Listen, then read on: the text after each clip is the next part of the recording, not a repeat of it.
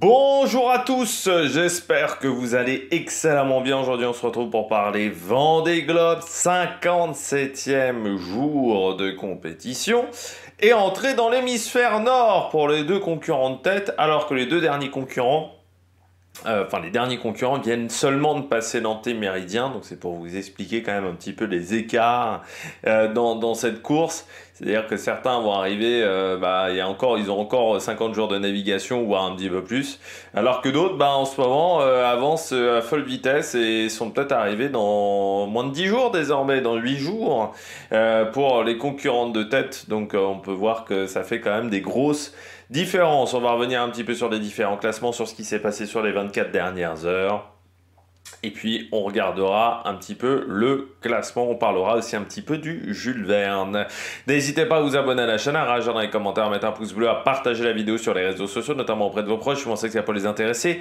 Dans les commentaires, n'hésitez pas à me dire qui vous a plu, qui vous a déçu. Quand vous vous abonnez à la chaîne, vous pouvez rajouter la petite cloche. Comme ça, vous êtes au courant des dernières vidéos qui sortent. Notamment, ce soir, le Dakar. Il y aura, j'espère, Décathlon également en présentation d'équipe. Je vais tout faire pour que ça soit en ligne ce soir. Du côté de la Décathlon AG2R. C'est enregistré, c'est pas encore monté, pour tout vous dire. Comme ça, vous êtes au courant de toutes les vidéos, et puis ça me permet de me soutenir, puisque vous cliquez rapidement, dans ce cas-là, dans les notifications, dans les miniatures. Deuxième solution pour me soutenir, c'est de faire un super thanks, mais ça, c'est seulement si vous en avez les moyens et que vous en avez l'envie également. On commence tout de suite avec le Jules Verne, parce que comme ça sera expédié, on va dire, du côté du Jules Verne. Tentative avortée, tentative arrêtée, abandonnée du côté de Sodebo, qui avait un peu de retard. On en avait parlé hier du côté de Sodebo, mais c'était absolument pas catastrophique. Sauf que Sodebo a un problème de safran de coque centrale, ce qui avait été déjà le problème de la première tentative, ce qui avait arrêté la première tentative. Donc nouveau problème de safran du côté de la coque centrale. Est-ce qu'il y a une fragilité de ce côté-là du côté de Sodebo, mais après le problème de radar déjà qu'ils avaient eu, qu'ils avaient réussi à réparer, là ce n'est pas un problème réparable, donc tentative avortée, et ça m'étonnerait que ça reparte, parce que pour une nouvelle tentative dans les prochaines semaines, parce que là le problème c'est que Sodebo est quasiment au niveau du Cap Lewin, donc quasiment au niveau de l'Australie. Donc c'est-à-dire que pour rentrer, déjà il va falloir atteindre certainement l'Australie pour pouvoir réparer. Donc ça veut dire encore peut-être 4-5 jours à basse vitesse. Ensuite il faut donc possiblement réparer, repartir à Brest.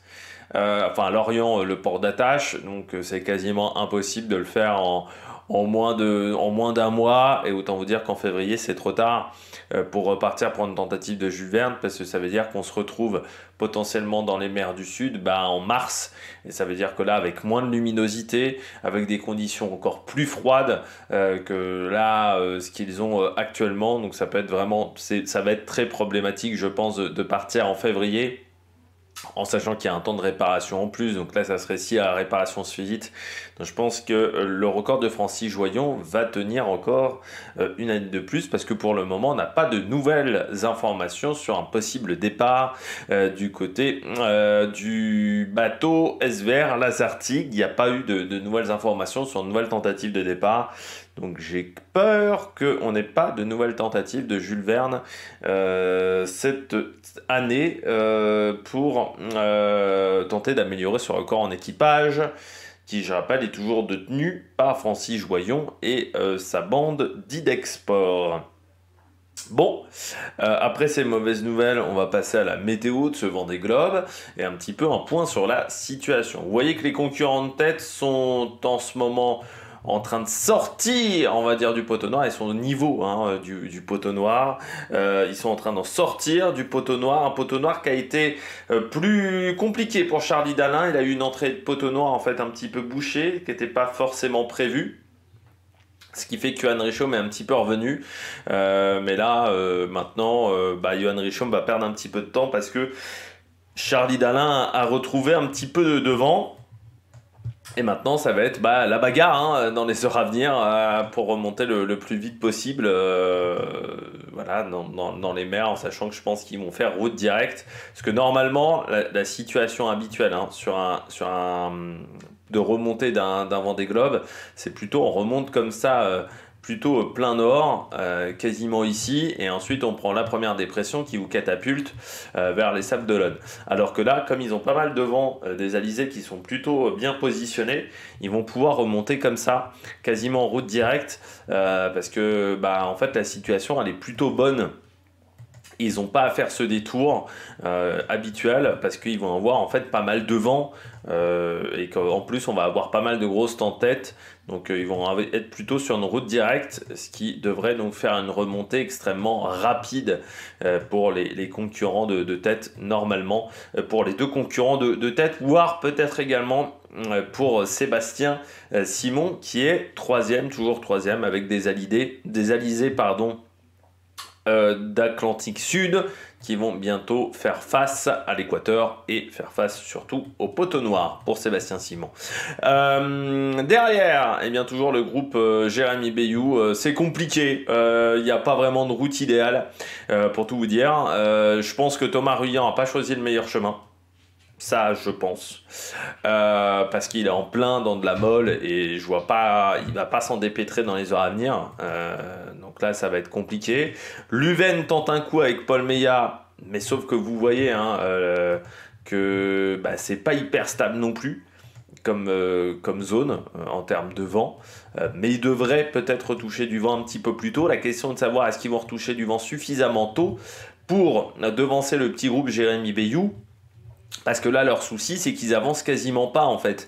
Ils s'éloignent énormément de la route idéale. Donc, est-ce que le fait de taper du vent un petit peu plus tôt que eux va leur permettre de reprendre en fait leur retard qu'ils accumulent en ce moment? Ça, c'est loin d'être sûr.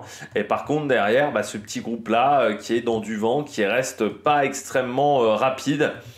Comme on peut le voir, avec une Justine Métro en fait qui pourrait peut-être essayer de tirer les marrons du feu parce qu'elle a en ce moment un petit peu plus de vent, mais vous allez voir que ça va être quand même très, très instable dans les heures à venir et surtout faire attention quand même au petit groupe de derrière. Que ça soit Dutreux, Kremer, Samantha Davis, voilà, certes il y a un écart, encore une fois, Samantha Davis elle est à 800 000, 700 000 de Nicolas Lundven, mais il faut quand même faire attention de ne pas te rester trop longtemps là-dedans. Et puis Benjamin Dutreux, lui il va vite en ce moment, c'est un peu plus compliqué pour Clarisse Kremer, mais on y reviendra, parce qu'il y a des petits soucis physiques Clarisse Kremer. Derrière, ça avance bien, on va dire, ça avance mieux désormais pour le groupe Athanasio et le groupe Jean Le Cam, qui vont se faire un peu passer dessus par la dépression, mais qui devrait les pousser dans une zone qui devrait les extraire de la zone des glaces, surtout où ils seront gênés par la zone des glaces. Un petit peu, mais ça va pas hyper vite dans cette zone-là. Je pense que le positionnement Athanasio Seguin, qui n'était peut-être pas forcément le meilleur avant, va devenir pas mal, et que Jean Le Cam, là, était bien revenu, mais est obligé de se redécaler vers l'ouest, ce qui va peut-être le ralentir un petit peu.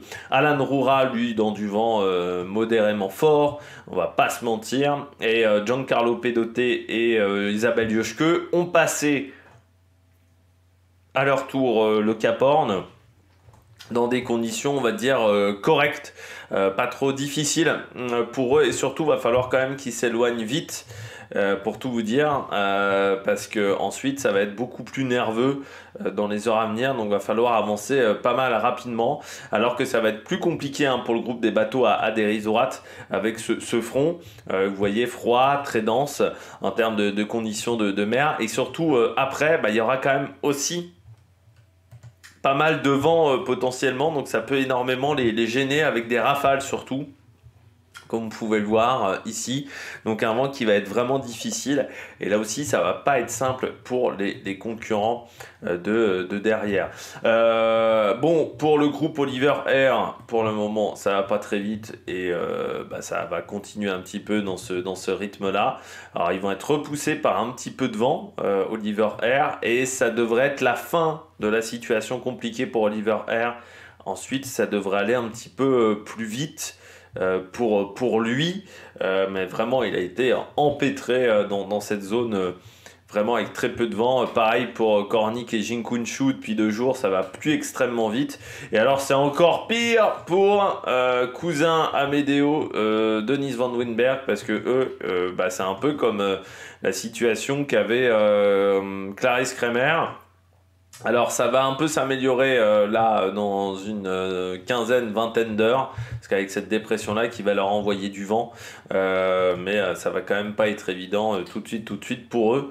Donc ça va être voilà, des heures un petit peu d'attente, peut-être de bricolage pardon, sur les bateaux, mais ça va pas être facile du tout, voilà, tout simplement dans les heures à venir pour eux, donc ça va être un petit peu contraignant. Voilà. On regarde un petit peu les derniers problèmes du côté des concurrents. Alors déjà, donc comme je vous disais, Dennis Van Winberg vient de passer l'anti-méridien.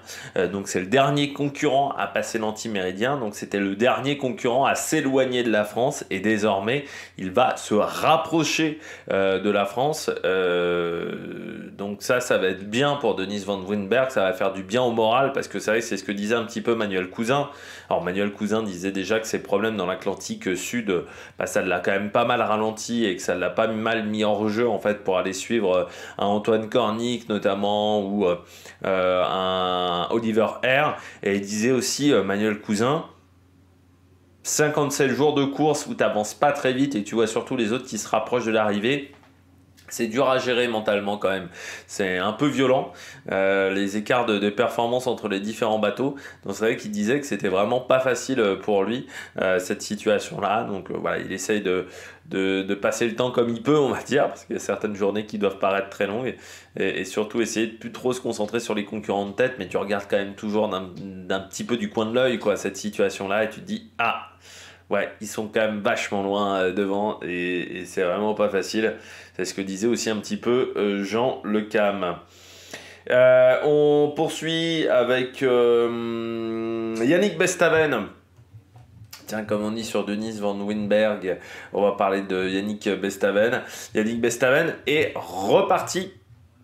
Alors ça se voit pas là sur la carto, mais ça se voit un petit peu. Voilà, il est reparti. Donc pour finir son tour de monde, c'est en attente de l'assurance, c'est en attente également des réparations. Alors il va falloir quand même s'échapper très vite de cette zone là parce qu'encore une fois le vent va être fort dans 2 jours, donc il faut vraiment réussir à dégager très vite du Cap Horn en ce moment du côté de Bestaven, mais qui a réussi à réparer et qui est reparti. Benjamin Ferré, lui, s'approche du Cap Horn. Il était content de revoir la lune, Benjamin Ferré. Et il était d'une humeur joyeuse. Voilà, Benjamin Ferré, ce qui n'est pas le cas de tout le monde, je peux vous dire. Et Benjamin Ferré qui naviguait en chanson, notamment avec du Supertramp. Et voilà, qui chantait un petit peu également sur son bateau du côté de Benjamin Ferré. Donc plutôt de bonne humeur et plutôt pas mal. Du côté de Violette d'Orange, par contre, on est un petit peu plus en difficulté. Pourquoi Violette d'Orange ? En fait, elle a décidé de ralentir le bateau. Elle ne le sent pas, le passage du Cap Horn dans ces conditions-là.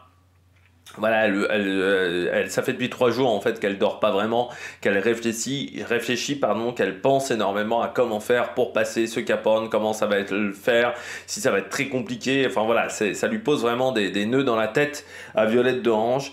Et très clairement, elle a décidé de ralentir son bateau pour éviter les moments trop compliqués, même si ça lui fait perdre du temps. En gros, elle ne le sentait pas. Et je pense qu'elle a fait preuve d'une grande maturité quand même à son âge, parce que certains y seraient allés coûte que coûte, sauf que quand tu le sens pas, c'est la pire erreur, parce que c'est casser du matériel, c'est faire des erreurs, et c'est en plus avoir beaucoup de frustration, beaucoup de colère et d'énervement à l'intérieur du bateau. Donc je pense que parfois il faut être un marin raisonnable. Elle manque encore d'expérience dans ces conditions-là, et c'est fort de se l'avouer. Ce qui peut être parfois compliqué, c'est de se l'avouer, de se dire on n'est pas en capacité de passer ces difficultés-là, ok, je décide de ralentir, et puis ensuite on verra. Donc bravo Violette d'Orange d'avoir décidé de ralentir et de prendre une petite respiration dans ce Vendée Globe. Et puis inquiétude du côté de Clarisse Kremer, qui s'est bloqué une épaule, ce matin, bloqué l'épaule, une douleur assez vive qui est arrivée ce matin. Alors elle disait que ça faisait déjà depuis 2-3 jours qu'elle avait des douleurs au dos, des douleurs au cou, voilà, un petit peu comme si elle sortait d'une séance de sport, on va dire un peu courbaturée, on va dire, Clarisse Kremer, et là c'est l'épaule qui s'est bloquée, donc elle a pris des antidouleurs. Mais tellement la douleur a été vive, ça lui a fait quand même un micro-malaise, Clarisse Kremer. Là, c'est difficile pour la concurrente de l'Occitane en Provence, comme dirait Isabelle Nanty. Elle douille en ce moment, Clarisse Kremer. Donc, on lui souhaite bonne chance parce que là, c'est pas le meilleur endroit pour avoir quand même ce type de problème. Et puis, surtout, on n'est plus si loin que ça de l'arrivée. Donc, c'est vrai que ça serait terrible d'être obligé d'abandonner à cause d'un blocage d'épaule, et surtout qu'on arrive dans une zone assez instable au niveau conditions climatiques, donc forcément il faut pouvoir être en capacité de manœuvrer les voiles, de diminuer la grand voile, de réaugmenter la grand voile, enfin de faire des manœuvres, et là avec une épaule bloquée ça peut être compliqué. Donc là elle était sous antidouleur. C'est toujours inquiétant aussi d'être sous antidouleur, parce que je rappelle que ce sont des marins qui sont en solitaire, et parfois les antidouleurs, ça vous perturbe notamment votre lucidité, ça vous perturbe également au niveau des réflexes. Je pense notamment le tramadol au niveau des cyclistes. Certains en ont utilisé, se sont fait prendre par la patrouille, mais ça peut vraiment ralentir vos réflexes. Vous savez, souvent dans les boîtes d'antidouleur, c'est pas toujours autorisé la conduite, par exemple. C'est aussi une question de réflexe. Vos réflexes peuvent être un peu moins importants, un peu moins rapides, donc j'espère qu'elle va pas être obligée de les utiliser trop longtemps, parce que ça peut être une prise de risque sur un bateau d'être obligé d'utiliser des antidouleurs. Et puis parfois, ça peut vous faire dormir aussi. Donc voilà, vous pouvez avoir une grosse perte d'attention avec les antidouleurs. Et puis je termine avec Justine Métro, qui a pris un petit peu soin d'elle, Justine Métro. Alors c'est vrai que déjà elle a tendance à pas beaucoup dormir, elle le disait. C'est vrai qu'on la voit souvent. Alors Justine Métro, déjà je pense de base, a un peu des poches sous les yeux.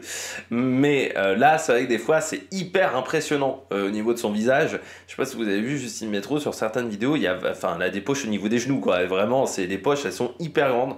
Donc on sent qu'elle manque de fatigue. Et là, elle disait que ça faisait depuis une semaine que les conditions sont compliquées pour le groupe Thomas Ruyant, et que c'est hyper instable. Enfin, ils n'arrivent pas à trouver la route idéale, très clairement. Et elle avait un peu oublié, notamment de se laver, de se changer. Donc elle disait qu'elle a pu un petit peu, Justine Métro.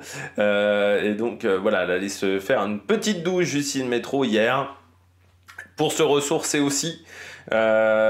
Pour essayer de se remettre un petit peu les idées à l'endroit, parce que là en ce moment ce sont des heures compliquées pour la concurrente suisse avec son bateau, parce que vous voyez que la zone est assez arrêtée avec très peu de vent, et c'est beaucoup plus compliqué au final que Johan Richomme et que Charlie Dalin. Mais encore une fois, c'est la règle sur ce Vendée Globe, les premiers ont toujours des conditions plus favorables que les derniers depuis le départ quasiment. Allez, on regarde la tête de course. Charlie Dalin donc, a passé l'équateur comme Johan Richomme, écart de 8 heures. Au final, 7h50 entre les deux. Donc vous voyez que ça reste encore extrêmement serré, en sachant qu'en plus, ça c'était avant le poteau noir. Charlie Dalin a perdu un petit peu de temps hier. Vous voyez 355 000 de parcouru contre 389 pour Johan Richomme. Donc l'écart est repassé sous la centaine de mille. On est aux alentours de 80 000, mais Johan Richomme est en train de sortir du poteau noir. Donc si sa sortie du poteau noir était un petit peu compliquée, ça permettrait à Charlie Dalin de reprendre un petit peu d'avance. Donc ça, il faudra suivre ça à 19h ou à 23h pour les prochains points de la course. Et puis je vous dirai tout ça demain dans la journée, dans le prochain débrief. Mais vous voyez, Charlie Dalin, journée un petit peu compliquée. Charlie Dalin qui a fait une offrande à Neptune. C'est la tradition, on va dire, normalement du côté des marins, à chaque passage de cap, à chaque passage de points importants. Et l'équateur était un point important. Et en fait, c'est sa bouteille du Cap Horn qu'il a utilisée, mais pas sa bouteille du Cap Horn 2024, sa bouteille du Cap Horn 2020. Parce qu'en fait, il le disait, Charlie Dalin, en 2020, le Cap Horn, ça avait été un petit peu compliqué, et surtout le Cap Horn, il avait passé le 31. Donc en fait, il avait utilisé sa bouteille qu'il avait dans son plat du 31, dans son sac de nourriture du 31, pour le Cap Horn. Ce qui fait qu'il n'avait pas utilisé en fait sa bouteille Cap Horn, puisqu'il l'avait trouvée qu'après coup. Donc sa bouteille de Cap Horn, il a décidé, il s'est dit, bon bah je la garde. Il l'a gardé 4 ans au réfrigérateur, quand même, c'est un truc un peu de dingue, et décider cette année de l'ouvrir au Cap Horn. Sauf que le Cap Horn, ça a été un petit peu musclé, il n'avait pas beaucoup d'avance sur Johan Richomme, tout simplement. Donc, il ne l'a pas fait au Cap Horn, donc c'est resté le dernier point important de la course, grosso modo, pour Charlie Dalin. Donc, cette bouteille qui a plus de 4 ans, eh bien, a été ouverte enfin l'offrande à Neptune pour cette bouteille qui était restée 4 ans. Ça a dû faire rire son ancien colocataire, Johan Richomme, parce qu'il faut savoir que Charlie Dalin et Johan Richomme ont été colocataires à Port-la-Forêt. Alors, il faut savoir que Port-la-Forêt, c'est en Bretagne. C'est le camp de formation de tous les navigateurs du large. Vraiment, tous les navigateurs qui vont faire du large dans les 5-6 ans passent par Port-la-Forêt. Beaucoup s'entraînent toujours à Port-la-Forêt. Athanasio et pas. Enfin, ils sont tous passés, François Gabard, sont tous passés par Port-la-Forêt quasiment. Et donc, Johan Richomme et Charlie Dalin étaient colocataires. C'est pour ça que des fois, ils lancent des petites piques. Charlie Dalin disait que Johan Richomme était un peu bourrin. Et donc, c'est la bagarre entre les deux colocataires. Donc, ils se connaissent très bien, les deux. Et là, on va voir comment ça va se passer. Et ça a peut-être fait marrer Johan Richomme, cette histoire de bouteille qui était restée dans le frigo pendant les 4 dernières années. Sébastien Simon, lui, est toujours 3e. Sébastien Simon, c'est le bateau le plus rapide de la flotte sur les 24 dernières heures, quasiment 500 000 de parcourus.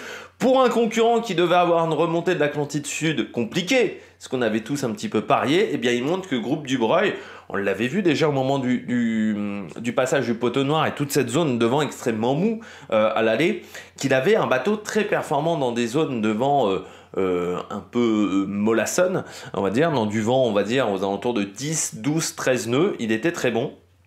Eh bien, il le confirme parce que malgré un foil en moins, il arrive quand même à parcourir un camp 500 000 et ça, c'est quand même fantastique parce que ça sera peut-être le premier concurrent à avoir un foil en moins à finir sur le podium d'un Vendée Globe parce que Thomas Ruyant n'avait pas réussi à finir, je crois, sur le podium. Si je ne me trompe pas, des fois j'ai des doutes comme ça, des fois j'ai des gros doutes dans ce genre de cas. Je vais vérifier quand même du côté de Thomas Ruyant. Vendée 2020. Thomas Ruyant. Oui, il avait fini 4e, il avait fini au pied du podium. Donc là, ça devrait être podium pour Sébastien Simon, parce qu'encore une fois, pas de gros problèmes à signaler. Ça va peut-être faire plaisir à Patrick Bruel, même de le voir sur le podium. On espère qu'il y aura Patrick Bruel, parce qu'il faut savoir que c'est un peu le parrain du bateau de Groupe Dubreuil. Voilà, il lui avait même fait un message là pendant les fêtes de fin d'année. Derrière, c'est toujours la grosse bagarre avec une flotte qui est très éparpillée entre la voie est pour Lunven-Meillat, la voie centrale pour Ruyant, la voie ouest pour Bayou, Herman, Goodchild et Justine Métro. Cette voie ouest a l'air d'être pour le moment un petit peu plus efficace, mais il faudra voir comment la voie est arrive à rattraper son retard. Nicolas Lunven qui nous fait un petit peu le même coup qu'au début de l'Atlantique Nord, en début de course où il était parti très à l'ouest aussi à un moment totalement à l'inverse de ses petits camarades. Et bien là, on va voir si ça va fonctionner pour Nicolas Lunven. Et pour Paul Meillat, Thomas Ruyant, lui il est quand même bien embêté sans son J2, donc je pense qu'il va perdre énormément de place. Je sais même pas s'il va finir dans le top 10. J'ai des inquiétudes là-dessus parce que le J2, ça va lui manquer énormément, quoi. Donc là, dans les heures à venir, il va perdre énormément de temps. Et surtout quand on voit Benjamin Dutreux et Clarisse Kremer, même si elle a des problèmes, Clarisse Kremer, elle a fait quand même 360 000, 386 000. Pour Dutreux, Samantha Davis va vite aussi en ce moment, 407 000, et elle va continuer d'accélérer. Samantha Davis, eh bien, je serais inquiet à la place de Thomas Ruyant parce que ces problèmes qu'il a eu là, il il y a 2-3 jours, eh bien ça va peut-être lui coûter extrêmement cher. En ce moment, dans ce petit groupe-là, c'est Justine Métro qui va le plus vite, avec quasiment 400 000 de parcouru. C'est plus que Boris Herman, que Sam Goodchild, que Jérémy Beyou. C'est avec Boris Herman. Pour moi, il y a un peu Thomas Ruyant quand même en déception dans ce top 10, on va dire. Jérémy Beyou, c'est plus de la frustration, parce que je pense que Jérémy Beyou a été trop prudent en début de course, et que ça lui coûte très cher quand tu vois la manière dont s'est déroulée la course, c'est-à-dire avec des concurrents devant qui ont toujours eu des meilleures conditions que les concurrents derrière. Et je pense que le fait d'avoir été en fait très prudent en début de course, bah, ça ne l'a pas avantagé du tout. Et Boris Herman, c'est vrai que son bateau devait être performant dans les mers du Sud. Or, quand on regarde bien, ça n'a pas vraiment été le cas. Son bateau était plutôt fiable avant le Vendée Globe. Eh bien, il a quand même eu des problèmes techniques. Donc, est-ce que la préparation terminale n'a pas été idéale pour Malaysia Sea Explorer? C'est vrai que certains disaient qu'il n'avait pas vraiment la niaque sur ce Vendée Globe. C'est vrai qu'on a eu l'impression parfois que il y avait un côté, alors pour ceux qui ont suivi la Formule 1, un petit peu un côté Franck Montagny, quand il était pilote, mais un côté un peu je m'en foutis, c'est-à-dire bon, le classement, c'est pas forcément... Il y avait un petit côté extrêmement détaché dans cette vidéo de bord. Est-ce que c'était la réalité ou est-ce que c'était pas la réalité du côté de Boris Herman? Mais on n'avait pas l'impression que le classement était forcément toujours sa priorité à Boris Herman. Et c'est vrai qu'il n'y a que à certains moments dans les mers du Sud où il a été vraiment rapide.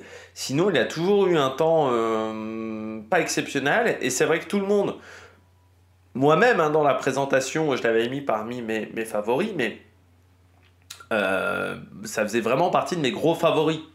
Il y a des mecs que j'ai mis en favoris, mais bon, je ne savais pas trop. Là, Boris Herman, comme Johan Richomme, ça faisait partie de mes gros favoris. Alors, et Charlie Dalin. Mais autant Johan Richomme ça a marché, autant Charlie Dalin ça a marché, autant Boris Herman ça n'a pas marché. Donc c'est ça qui m'a un peu surpris du côté du concurrent allemand. Donc c'est vrai que c'est un peu une petite déception quand même. Et Thomas Ruyant aussi, parce que c'est vrai qu'on pensait que le bateau serait plus rapide que l'ancien. Or l'écart de performance entre les deux bateaux n'était pas si marqué que ça. Et il s'est raté sur la fin de l'océan Indien, quoi. Il n'a pas attaqué autant. Il y a eu son moment où son blackout du côté de son bateau. Donc quand il a perdu l'électricité, ça lui a coûté beaucoup de temps aussi dans l'affaire. Donc ça n'a pas été terrible, cette deuxième partie de Vendée Globe. Donc derrière, on retrouve Benjamin Dutreux, qui fait un début d'Atlantique Sud très rapide, comme Paul Meillat, et surtout plus rapide que Clarisse Kremer, donc avec ses petits soucis d'épaule. Et Samantha Davis, qui elle, remonte vite, mais hier c'était un petit peu plus calme, 407 000. Je pense que ça sera peut-être la plus rapide demain, Samantha Davis. Derrière, Jean Le Cam, toujours là, qui est en train de dépasser ses petits camarades, qui sont dans du vent un petit peu plus calme en ce moment. Romain Attanasio qui disait, j'ai bien aimé sa vacation ce matin à Romain Attanasio, parce qu'il disait, je rends mon tablier, je ne comprends plus rien à la météo sur ce Vendée Globe, donc vraiment je rends mon tablier, ça a été une catastrophe au niveau des choix météo sur ce Vendée Globe. Et oui, Jean Le Cam il disait, c'est le roi Jean, donc oui, le roi Jean qui est en train de les dépasser par l'intérieur. Derrière, on retrouve donc Alan Roura, qui est en ce moment survolé, notamment par la marine anglaise, qui fait une journée intéressante, voilà, 331 000, et puis Pédoté Josque, qui passe le Cap Horn en ce moment, voilà, un peu plus au large, hein, pour Isabelle Josque, c'est presque la concurrente, je pense, qui passe ce Cap Horn le plus au large, depuis que les premiers concurrents sont passés. Derrière, Benjamin Ferré a retrouvé de l'avance, hein, vous voyez, là, 300 000 d'avance un petit peu sur tout le monde, Benjamin Ferré, donc 200 000 sur Tanguy Le Turquet. Mais ça veut dire que ça va vite, voilà pour Benjamin Ferré.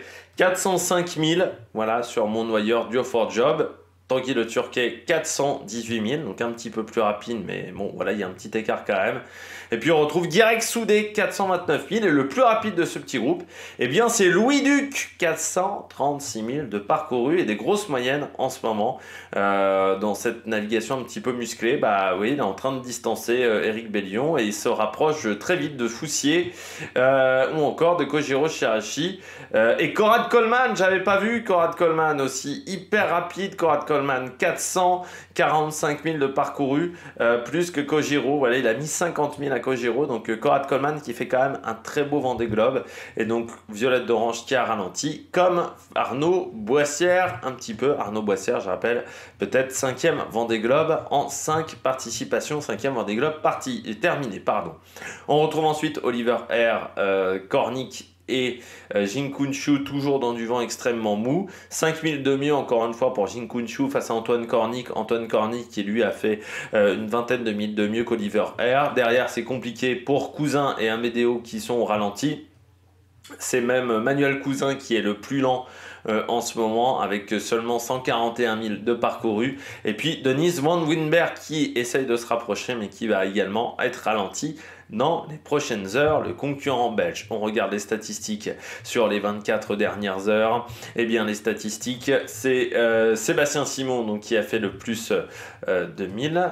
Voilà, je vais avoir la confirmation. Devant Conrad Coleman et Louis Duc, qui sont donc 2 et 3. On retrouve ensuite Guirec Soudé, Tanguy Le Turquet, Sébastien Marseille. Donc on a quand même beaucoup de bateaux à dérive droite là dans ce classement aujourd'hui. Samantha Davis ensuite, puis Benjamin Ferret, Kojiro Shirashi et Justine Métro. Du côté de l'écart entre le premier et le dernier, ça s'est encore agrandi avec quasiment 8000 milles de retard pour Denise Van Winberg, ce qui représente plus de 14 800 km. Et par rapport à record, eh bien Charlie Dalin reprend énormément d'avance par rapport à Armel Leclage, 1700, 3100 km et donc plus que 2800 milles désormais jusqu'à l'arrivée pour Charlie Dalin et un match Richomme-Dalin qui va être intense jusqu'à l'arrivée parce que encore une fois il n'y a que 8 heures d'écart entre les deux du côté de l'équateur et du côté des ETA. 14-15 janvier pour Charlie Dalin et Johan Richomme, toujours entre le 16 et le 18 pour Sébastien Simon et Thomas Ruyant, Paul Meillat entre le 21 et le 23 janvier. Ça n'a pas changé. Eh bien, j'espère que vous avez aimé cette vidéo. Si vous avez aimé cette vidéo, n'hésitez pas à vous abonner à la chaîne, à réagir dans les commentaires, à mettre un pouce bleu. Et puis nous, on se retrouve pour de nouvelles aventures sur Amérique Production. Ciao, ciao!